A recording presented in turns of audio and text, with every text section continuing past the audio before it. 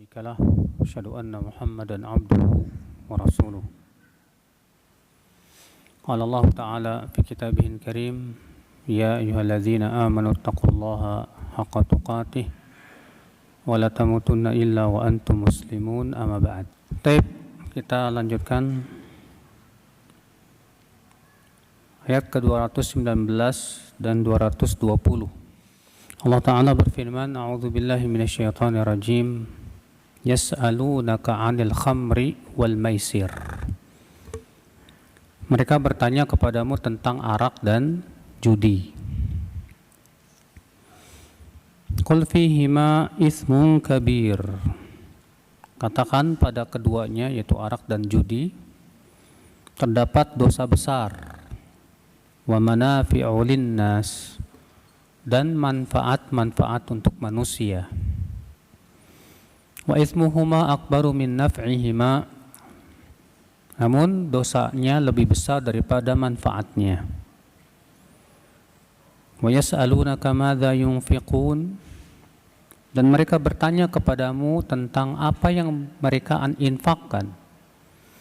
Qulil afwa, katakanlah hendaklah yang kalian infakkan itu sesuatu yang melebihi kebutuhan kalian.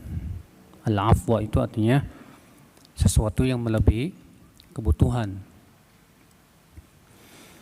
Kadzalika yubayyinullahu lakumul ayati la'allakum tatafakkarun.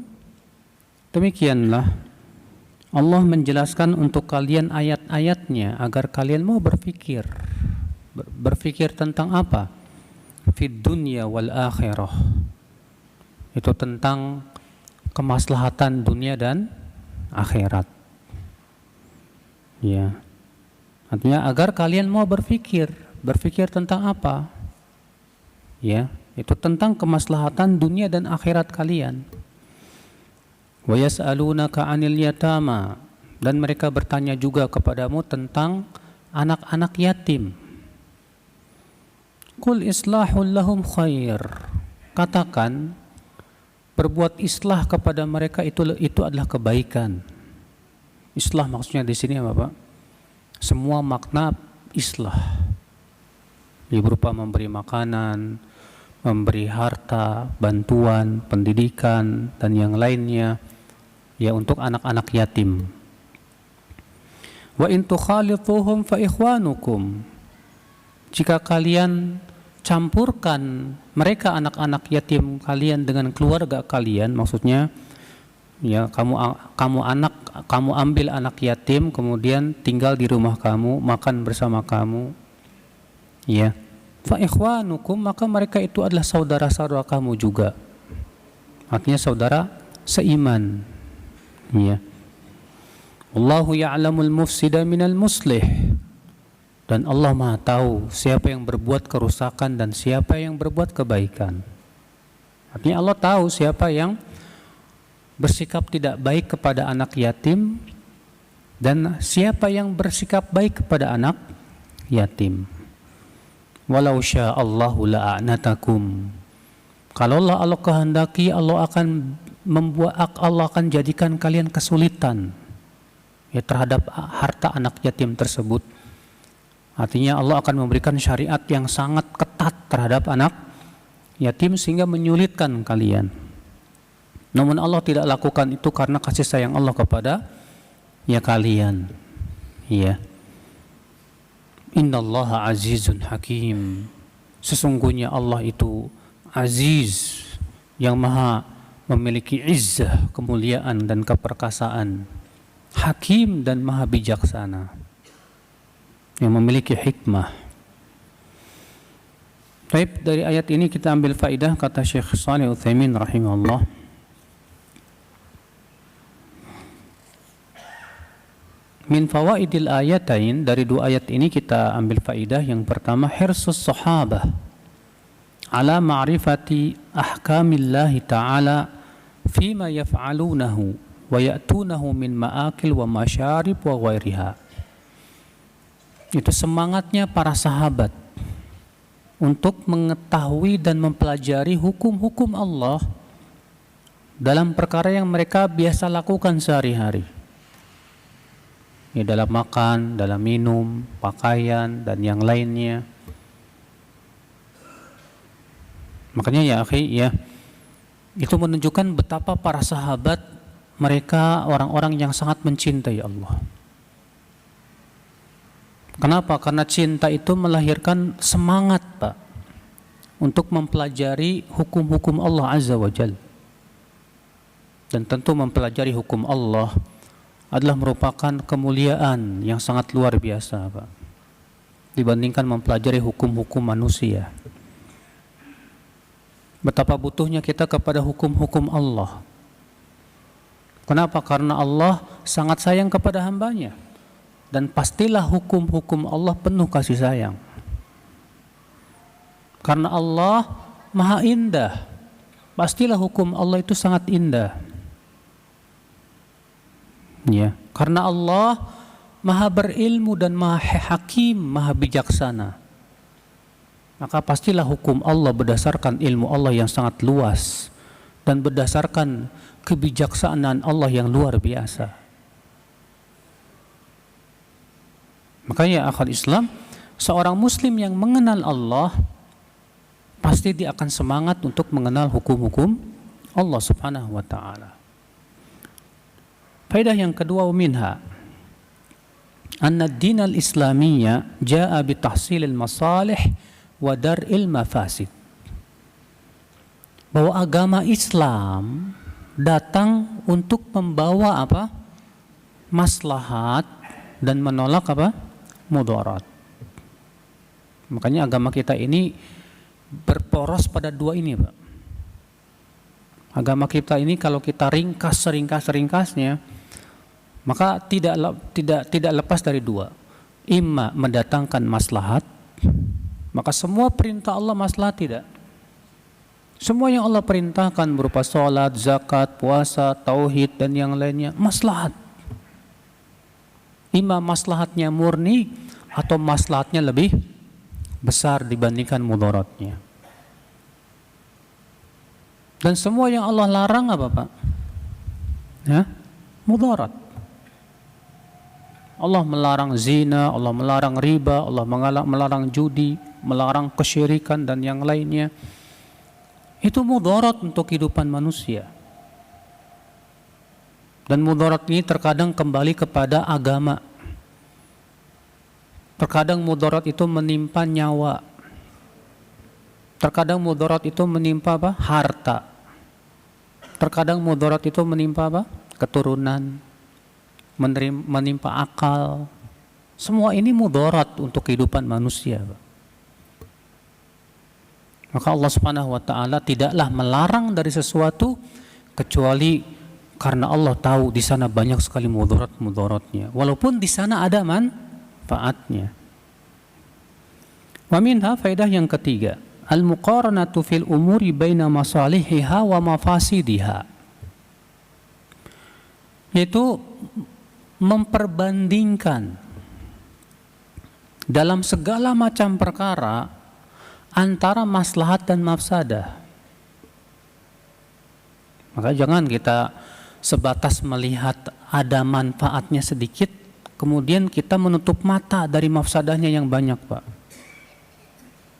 Atau sebaliknya, sebatas melihat ada mafsadahnya sedikit, lantas kita menutup mata dari melihat maslahat yang banyak. Salah. Sikap kita adalah mempertimbangkan dari dua sisi ini. Bagaimana maslahat dan mafsadahnya ini. Iya. Kalau ternyata manfaat dan mafsadahnya seimbang, gimana dong sikap kita?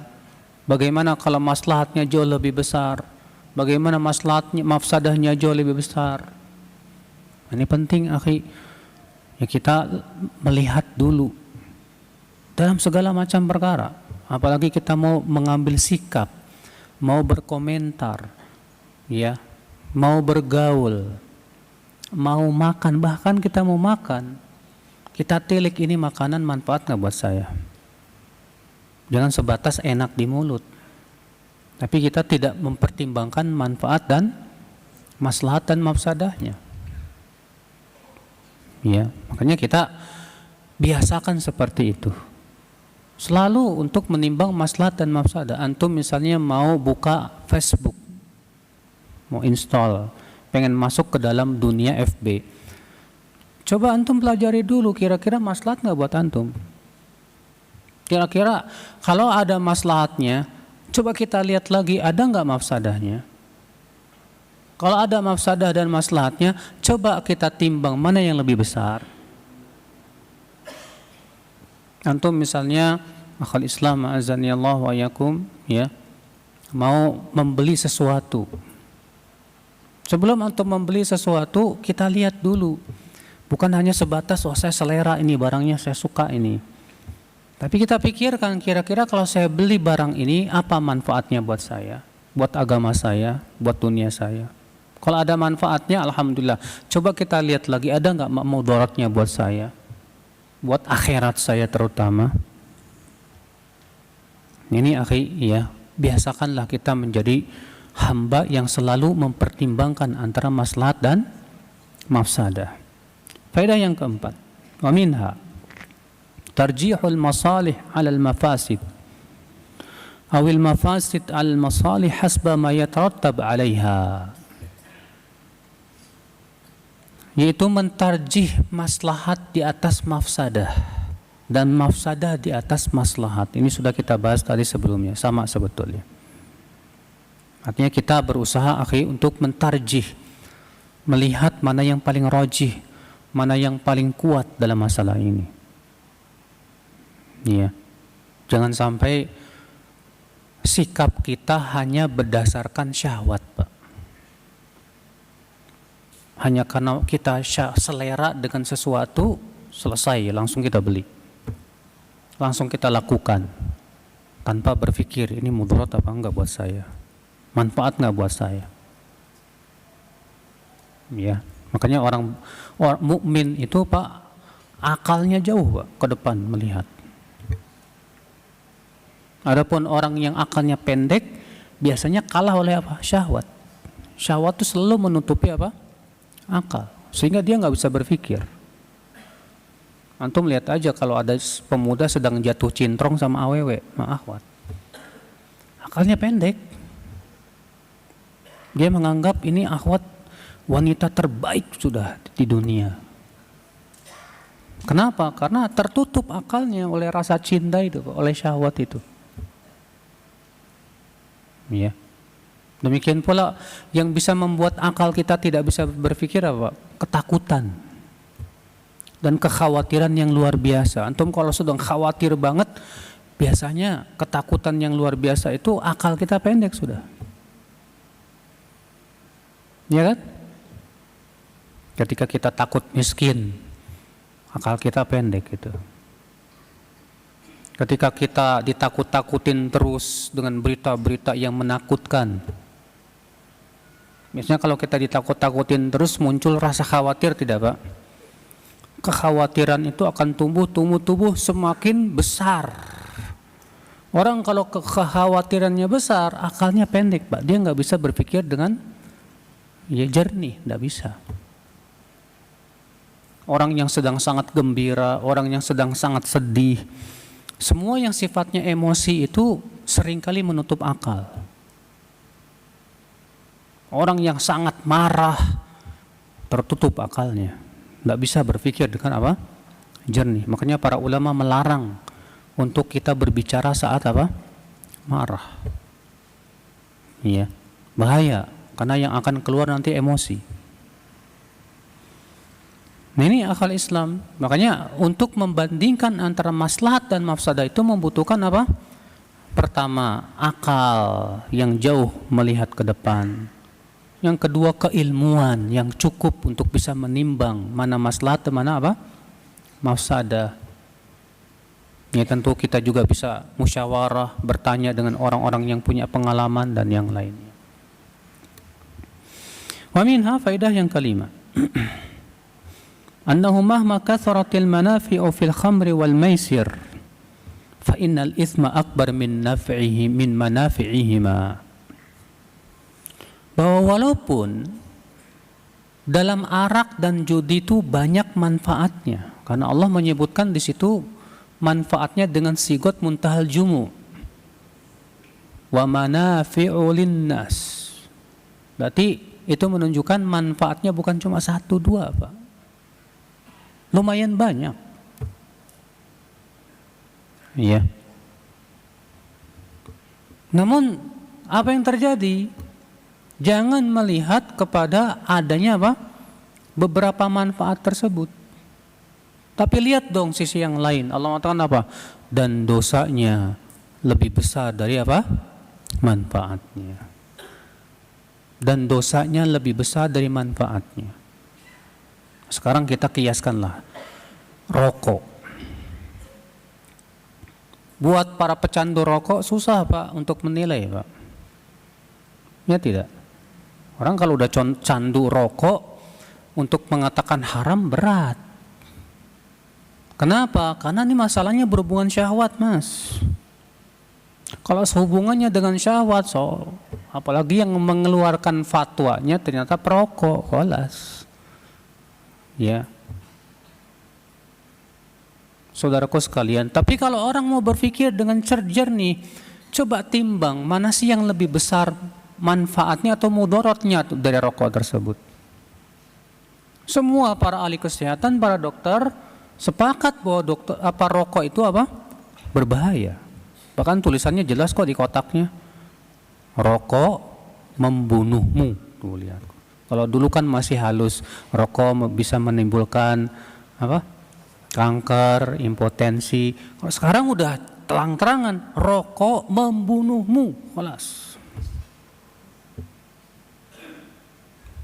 Iya. Tapi masalahnya, Pak, sekali lagi akal kita seringkali tertutup, Pak. Tidak bisa berpikir dengan cerdas dan jernih.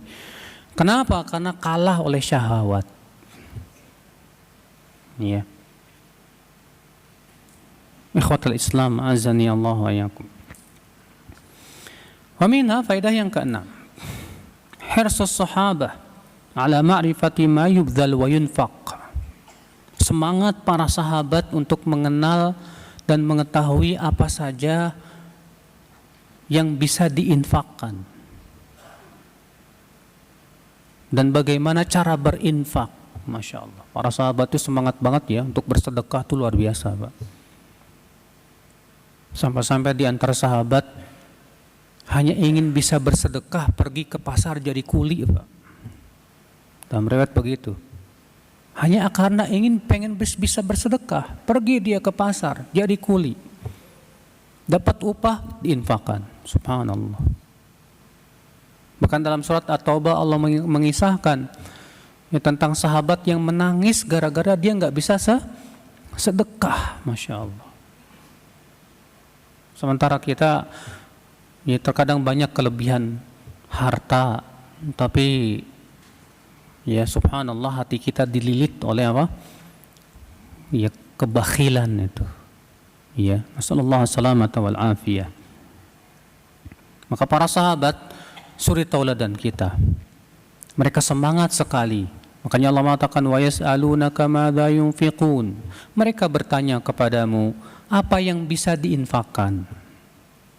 Ya, maka dari itu kita pun juga semangatlah, Pak, untuk sedekah, untuk infak. Demi Allah, sedekah, infak itu tidak mengurangi harta kita. Rasulullah yang mengatakan begitu. Wala tunqisu shadaqatun min mal. Sedekah itu tidak akan mengurangi harta. Faedah selanjutnya wa minha annal afdal fil infaq an yunfiqal insanu ma yazidu ala hajatihi. Bahwa infak yang paling utama adalah yaitu menginfakkan harta yang melebihi kebutuhan pokoknya. Yang melebihi apa? Kebutuhan pokoknya. Kalau kita sudah terpenuhi kebutuhan pokok kita nih, dan ternyata ada kelebihan, nah kelebihannya ini yang kita infakkan. Itu yang paling utama ya akhwal Islam. Iya. Bagaimana kalau saya Ustadz mau menginfakkan harta saya walaupun saya kekurangan, nggak apa-apa. boleh saja kalau memang akidah kamu kuat dan kamu setelah itu tidak minta-minta kepada manusia. Setelah itu kamu tidak ngerengek-rengek sama Allah, ternyata kalau kamu belum diganti juga sama Allah. Ya, kayak Abu Bakar. Sebagaimana pernah saya sebutkan kisahnya ya. Umar bin Khattab mengatakan, hari ini aku akan kalahkan Abu Bakar. Maka Umar pun mengambil separuh hartanya, datanglah ke Rasulullah SAW dan mengatakan, "Hai Rasulullah, ini separuh hartaku aku akan infakkan di jalan Allah." Saat itu Umar yakin banget bisa mengalahkan Abu Bakar. Tak lama datanglah Abu Bakar, lalu Abu Bakar berkata, "Ya Rasulullah, ini seluruh hartaku, aku infakkan di jalan Allah." Umar geleng-geleng kepala. Ternyata memang aku gak bisa ngalahin beliau. Iya. Ikhwatul Islam, azani Allah wa iyyakum. Ya boleh, kalau memang iman kita kayak Abu Bakar. Tapi di sini Allah Subhanahu wa taala memberikan kepada kita bimbingan bahwa yang paling bagus yang kamu infakkan itu adalah yang melebihi kebutuhan kamu. Ya. Adapun kalau kamu pas-pasan, nggak bisa infak, ya cuma bisa berinfak buat diri kita, anak sama istri, selesai sudah. Ya sudah, nggak masalah. Karena itu kan sesuatu yang sifatnya wajib buat kita. Ya. Faedah selanjutnya. Wa minha anna daf'al haja afdal min al-infaq. Ayat ini menunjukkan bahwa memenuhi kebutuhan pokok kita lebih utama daripada infak yang sifatnya sunnah. Memenuhi kebutuhan pokok kita itu lebih apa? Didahulukan, lebih utama daripada apa? Berinfak, Pak. Kenapa? Karena Allah mengatakan qulil afwa. Katakan yang hendaknya kalian sedekahkan itu adalah sesuatu yang melebihi kebutuhan pokok kalian. Berarti memenuhi kebutuhan pokok dulu lebih utama tidak, Pak? Lebih utama. Iya. Wa minha anna Allah tabaraka wa ta'ala qad bayyana li'ibadihi al-bayan at-tam fi ayatihi al-kauniyah wa syar'iyyah. Di antaranya juga kata beliau faedah yang bisa kita petik dari ayat ini bahwa Allah sudah menjelaskan kepada hamba-hambanya, ya, dengan penjelasan yang sangat sempurna tentang ayat-ayatnya yang sifatnya kauniyah maupun syar'iyyah. Allah mengatakan kadzalika yubayyinullahu lakum ayatihi. Demikianlah Allah telah menjelaskan untuk kalian ayat-ayatnya. Dan sebaik-baik penjelas ya Bapak, Allah Azza wa Jalla. Makanya Al-Quran fasih tidak Pak? Fasih. Rasulullah fasih tidak Pak? Fasih. Kapan disebut fasih? Disebut fasih itu kalau mudah dipahami. Adapun kalau sulit sekali dipahami, ya itu namanya tidak fasih. Fasih itu artinya mudah untuk dipahami tanpa harus ditakwil. Adapun kalau harus ditakwil dengan mukadimah yang menyulitkan, itu namanya bukan fasih. Makanya ayat-ayat sifat yang Allah sebutkan dalam Al-Quran dan ayat-ayat hadis-hadis sifat yang Allah sebutkan dalam hadisnya tidak perlu ditakwil. Karena Allah dan Rasulnya lebih paham dari kita bagaimana menjelaskan kepada hamba-hambanya. Dan anehnya, masa firman Allah dan sabda Rasulnya harus ngikutin takwil orang-orang belakangan? Oh, menurut saya, ya ayat ini nggak begitu maksudnya. Menurut kamu, dalilnya mana? Kalau menurut akal kamu, menurut akal saya juga punya akal kok. Kalau cuma akal-akalan, iya. Nah ini akal Islam. Faedah selanjutnya yang ke-10. Wa minha itsbatul hikmah fi af'alillahi azza wa jal. Ayat ini juga menunjukkan penetapan Allah memiliki sifat hikmah. Maksudnya hikmah itu apa? Artinya bahwa perbuatan Allah itu tidak mungkin sia-sia. Gak mungkin sia-sia, Pak. Pasti ada tujuan-tujuan yang agung yang terkadang kita tahu, terkadang kita nggak tahu. Makanya Allah mengatakan apa? Rabbana ma khalaqta hadza batila subhanak faqina adzaban nar. Wahai Rabb kami, tidaklah engkau ciptakan ini semua sia-sia ya Allah. Tidak ada yang sia-sia, Pak. Allah menciptakan lalat, Allah menciptakan nyamuk, nggak sia-sia, Pak. Makanya kalau ada orang berkata usus buntu itu nggak ada fungsinya, aneh. Kita katakan entenya aja belum nemuin. Tidak mungkin Allah menciptakan sesuatu sia-sia. Kalau kamu belum menemukannya, jangan bilang nggak ada. Bilang belum ditemukan. Tidak mungkin Allah menciptakan anggota tubuh kita ini apa? Sia-sia, semua ada manfaatnya. Pasti itu. Allah menciptakan adanya belatung yang kita anggap hina. Ada. Ya, hikmahnya.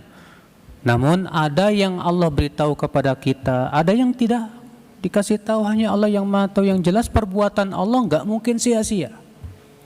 Di baliknya pasti ada hikmah-hikmah yang sangat luar biasa. Demikian pula dalam pensyariatan. Semua syariat Allah penuh hikmah, Pak. Ya.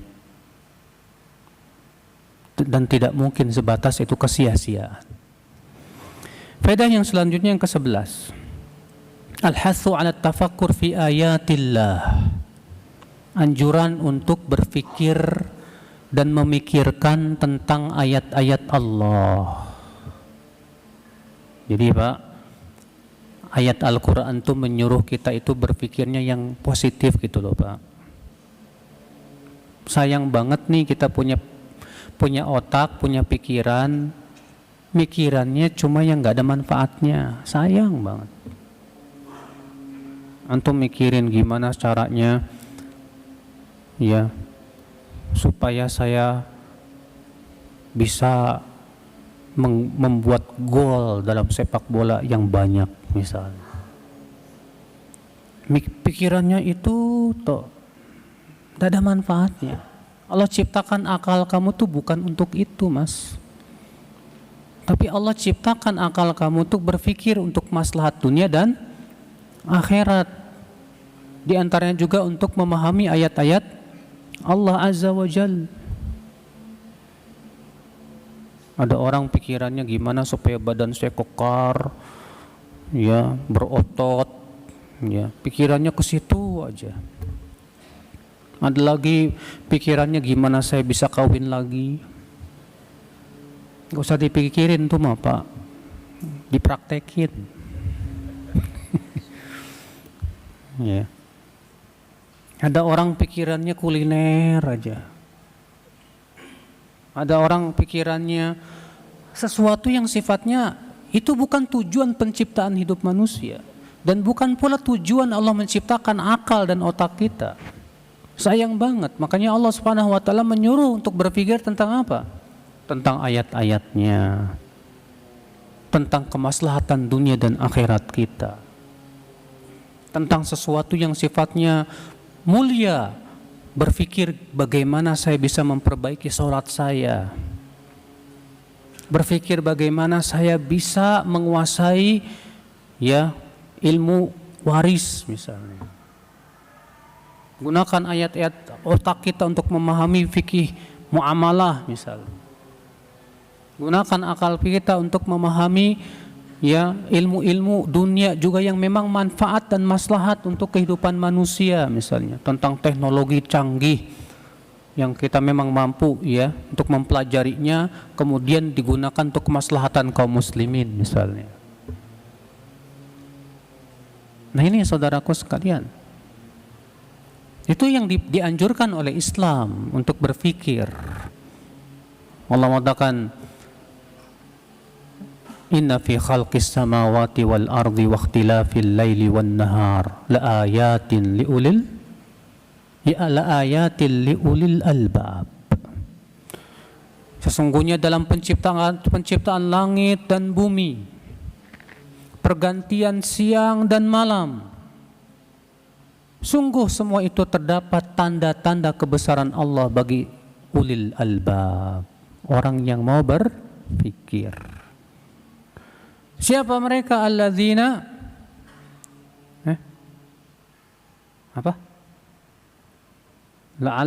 liulil albab alladzina yadhkuruna Allah qiyama wa qu'uda wa ala junubihim wa yatafakkaruna fi khalqis samawati wal ard. Itu mereka yang senantiasa mengingat Allah. Digunakan pikirannya juga untuk mengingat Allah saat ia berdiri, saat ia duduk, saat ia berbaring, dan ia pun memikirkan tentang penciptaan langit dan bumi. Masya Allah ya akhal Islam. Ketika kita melihat pemandangan yang indah, jangan sebatas menikmati. Wah, indah ya, percuma. Tapi berpikir, ini penciptanya pasti indah. Ketika kita melihat pemandangan yang indah, harusnya kita merasakan keindahan Allah, Pak. Merasakan keindahan syariatnya. Ketika antum melihat semut misalnya, jangan sebatas ngeliatin aja, apa sih ngapain semut, tapi pikirkan supaya menambah keimanan. Ini semut kok nggak pernah diam ya, 24 jam gerak terus sana sini, sana sini, sana sini, sana sini. Ya, bayangkan kalau saya manusia suruh kerja kayak semut, terus saja 24 jam nggak pernah diam, mampu saya? Ternyata semut walaupun kecil tenaganya lebih kuat dari manusia.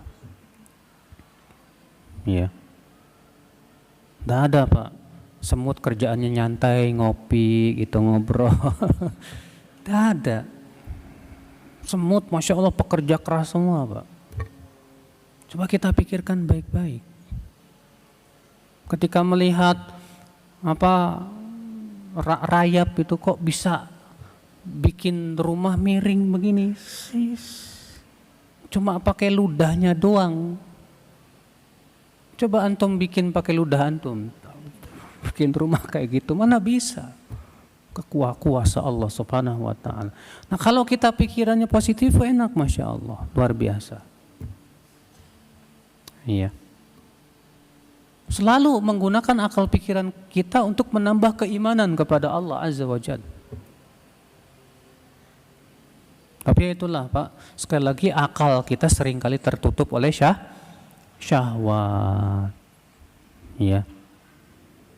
Tapi kita lanjutkan. Wa minha anna tafakkur la yaqtasir ala umurid dunya bal huwa fi umurid dunya wal akhirah. Faedah selanjutnya bahwa berfikir itu jangan sebatas urusan dunia doang. Tapi pikirkan kebaikan urusan dunia dan akhirat. Jangan sebatas kita berpikir hanya gimana saya bisa cari duit, bagaimana saya bisa bisnis, bagaimana saya supaya omzet saya besar. Tapi coba pikirkan pula tentang akhirat kita. Gimana saya bisa sholat yang benar, bagaimana akidah saya supaya benar, bagaimana muamalah supaya benar gitu kan. Masya Allah. Karena Allah mengatakan, la'allakum tatafakkaruna fid dunya wal akhirah. Agar kamu berpikir. Untuk apa? Berpikir tentang apa? Fid dunya wal akhirah. Ya, tentang kemaslahatan dunia dan akhirat. Masya Allah. Wa minha faidah selanjutnya. Su'alus sahabah 'anil yatama kaifa yu'amilunahum. Wa hadha su'alu natijun an shiddati khawfis sahabah radhiyallahu anhum fima yata'allaqu bi umuril yatama. Lianna Allah Ta'ala tawa'ada man ya'kuluna amwalal yatama zulman. Pertanyaan para sahabat tentang anak-anak yatim. Bagaimana sikap mereka kepada anak-anak yatim itu? Kenapa para sahabat bertanya tentang anak yatim, Pak? Kata Syekh Utsaimin, karena para sahabat sangat takut sekali. Karena Allah mengancam orang-orang yang memakan harta anak yatim secara zalim. Allah berfirman, "Wala taqrabu malal yatimi illa billati hiya ahsan."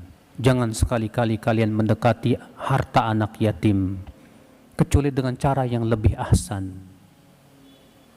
Maka para sahabat bertanya kepada Rasulullah, bagaimana sih ya terhadap anak yatim itu? Maka Rasulullah pun menjelaskan. Itu menunjukkan, Pak, betapa perhatian Islam terhadap anak yatim. Sampai-sampai ada seorang sahabat mengeluh kepada Rasulullah SAW tentang kerasnya hati dia. Dia mengeluh kepada Rasulullah SAW tentang kerasnya hati dia.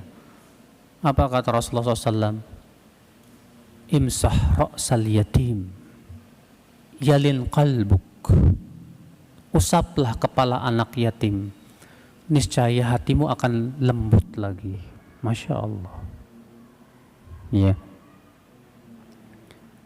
Faedah selanjutnya, wa minha mura'atul islah fi man wallahu Allahu ala ahad. Siapapun orang yang Allah jadikan ia pengurus sesuatu, hendaklah ia berbuat islah, berbuat baik dalam kepengurusannya, Pak. Kalau antum diamanahi untuk ngurus harta anak yatim, urus dengan benar, jangan zalim. Semua yang diamanahkan dia untuk mengurus sesuatu, lakukan sebaik-baiknya.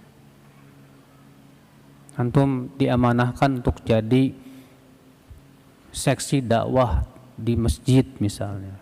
Antum diamanahkan jadi bendahara misalnya. Kita ya dikasih amanah misalnya untuk jadi pengajar di ma'had misalnya.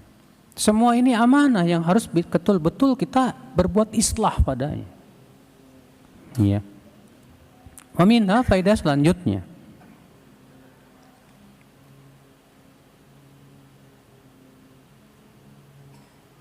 Fadilatul islah fil wilayat. Keutamaan berbuat islah di dalam pengurusan harta anak yatim. Wa minha jawazu mukhalatatil aitam fi amwalihim. Ayat ini juga menunjukkan bolehnya mencampurkan harta anak yatim dengan harta kita, selama kita tidak memakan harta anak yatim dengan zolim. Adapun kalau kita mengambil harta anak yatim sebatas kebutuhan, karena kita butuh tanpa menzolimi harta anak yatim, nggak masalah. Iya. Wa minha faedah selanjutnya, itlaqul akh ala man huwa dunah. Boleh menamai ya sesama muslim sebagai saudara. Karena Allah mengatakan bahwasanya anak-anak yatim itu adalah saudara kamu juga. Wa in tukhalituhum fa ikhwanukum. Ya. Maka memutlakkan kata akh kepada orang yang lebih rendah darinya itu boleh. Karena mereka saudara-saudara kita, anak-anak yatim saudara-saudara kita juga. Maka kalau kita menganggap dia saudara, apa yang kita lakukan, Pak? Kalau kita menganggap dia saudara, pasti kita berusaha berbuat baik. Tapi kalau kita menganggap dia orang lain, ya seenak-enaknya biasanya. Makanya Rasulullah SAW mengatakan apa? Al-muslim akhul muslim. Muslim itu saudara muslim yang lain. Kenapa Rasulullah menyebutkan saudara? Agar faham hai muslim, bahwasanya muslim yang lain itu saudara kamu. Dan kamu harus tahu apa saja hak-hak persaudaraan. Bagaimana sikap kamu yang benar terhadap saudaramu itu. Iya. Aminhat at-tahdhir minal ifsad. Faedah selanjutnya yaitu tahdzir dari berbuat kerusakan. Karena Allah mengatakan wallahu ya'lamul mufsida minal muslih. Allah mengetahui siapa yang berbuat kerusakan dan siapa yang berbuat islah. Karena Allah tahu, ingat, kamu yang berbuat kerusakan, Allah tahu perbuatan kamu. Maka Allah pun mampu untuk memberikan kepada kamu sanksi dan adabnya. Seakan-akan Allah mengancam demikian, Mbak. Iya. Wa minha itsbatul masyiati lillah. Faedah selanjutnya penetapan bahwa Allah punya sifat masyiah. Apa itu masyiah? Kehendak. Allah berfirman, walau sya'allahu la'a'natakum. Kalau Allah berkehendak, Allah akan membuat kalian susah. Berarti itu menunjukkan Allah punya kehendak, tidak Pak? Allah punya kehendak. Dan sudah kita pernah ketahui bahwa kehendak Allah ada dua macam. Apa saja? Kehendak kauniyah, qadariyah. Apa itu kehendak kauniyah, qadariyah? Itu kehendak yang tidak berhubungan dengan cinta dan ridha Allah. Yang kedua, kehendak syar'iyah diniyah. Itu kehendak yang berhubungan dengan cinta dan ridha Allah. Kehendak kauniyah, qadariyah contohnya apa? Allah menghendaki adanya maksiat, ya. Allah menghendaki adanya iblis, betul. Allah menghendaki adanya kesesatan, sahih. Tapi apakah Allah mencintai maksiat? Tidak. Apakah Allah mencintai kesesatan? Tidak. Apakah Allah mencintai iblis? Tidak. Kenapa Allah menciptakan itu semuanya? Karena ada hikmah-hikmah yang ada di belakang itu semua. Apa diantaranya? Untuk menguji manusia. Ya. Kehendak Allah yang sifatnya kauniyah apa? Qadariyah. Contoh kehendak Allah yang sifatnya apa? Syariah diniyah apa? Adanya ketaatan. Ya. Adanya ketaatan itu kehendak Allah yang sifatnya syariah diniyah. Kenapa? Karena Allah cinta kepada ketaatan. Dan tidak bertabrakan, Pak, antara masyiah kauniyah qadariyah dengan masyiah apa? Syariah diniyah. Allah menghendaki adanya maksiat, namun Allah memerintahkan kita untuk menjauhi apa? Maksiat. Bertemu padanya kedua kehendak tersebut. Makanya pada seorang mukmin bisa bertemu padanya dua kehendak tersebut. Kehendak kauniyah qadariyah dan kehendak syariah diniyah. Iya. Faedah selanjutnya ya akhal Islam wa minha anna ad-dina yusrun. Agama Islam ini mudah. Karena Allah mengatakan walau sya'allahu la'a'natakum. Kalau Allah berkehendak, Allah akan jadikan kalian susah. Tapi ternyata Allah tidak berkehendak demikian. Allah berfirman yuridullahu bikumul yusr wala yuridu bikumul usr. Allah menginginkan untuk kalian kemudahan dan tidak menginginkan untuk kalian apa? Kesulitan. Alhamdulillah. Allah berfirman wa ma ja'ala alaikum fid dini min haraj. Allah tidak menjadikan dalam agama kalian ini sesuatu yang menyusahkan. Tidak, alhamdulillah. Agama kita mudah. Terus kalau ada orang menganggap Islam ini kok rumit sih? Islam ini apa? Rumit, ruwet, terlalu banyak perintah, terlalu banyak apa? Larangan. Yang bicara ini Pak biasanya karena ngikutin hawa nafsu. Karena ngikutin syahwat Pak. Ya. Makanya kalau ada orang berkata ini kok agama ini susah banget sih. Musik haram, pacaran haram, zina haram, riba haram. Kita katakan Mas, mikirnya jangan pakai kemaluan dan perut. Coba pikirkan, kenapa Allah mengharamkan zina? Kamu akan dapatkan di situ mudaratnya banyak sekali. Kenapa Allah haramkan riba? Coba kamu pikirkan dengan baik, dengan cerdas. Kamu akan dapatkan di situ banyak mudarat yang ada pada riba. Kenapa Allah haramkan arak? Kamu pikirkan coba. Jangan mikirinnya tempe, nasi, ya kejo dan yang lain. Pikirkan itu yang baik-baik. Kenapa sih Allah melarang ya zina? Coba pikirkan dengan cerdas. Apa mudarat yang ada pada apa? Zina. Jangan cuma mikirin enaknya doang. Kenapa perempuan harus menutup aurat rapat? Ya, kan panas. Coba pikirkan dengan pikiran yang cerdas dan jernih. Dan jangan memikirkan sebatas dengan apa? Dari sisi mudaratnya saja tanpa melihat kepada apa? Manfaat-manfaat dan maslahat yang sangat besar. Nah, inilah saudaraku sekalian, azani Allah wa yakum. Kalau orang berpikir dengan cerdas, dia akan dapatkan agama kita mudah, Pak. Allah perintahkan sholat. Allah enggak wajibkan sholat sampai 50 waktu, alhamdulillah. Cuma 5 waktu.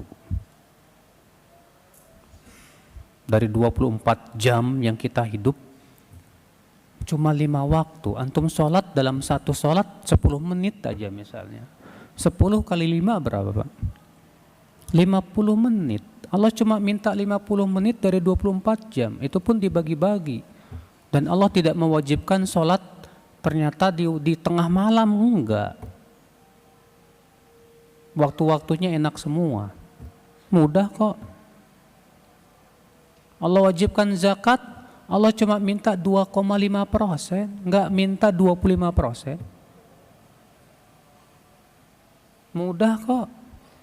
Tapi ini buat orang yang mau berpikir. Adapun yang enggak mau mikir, ya susah, Pak.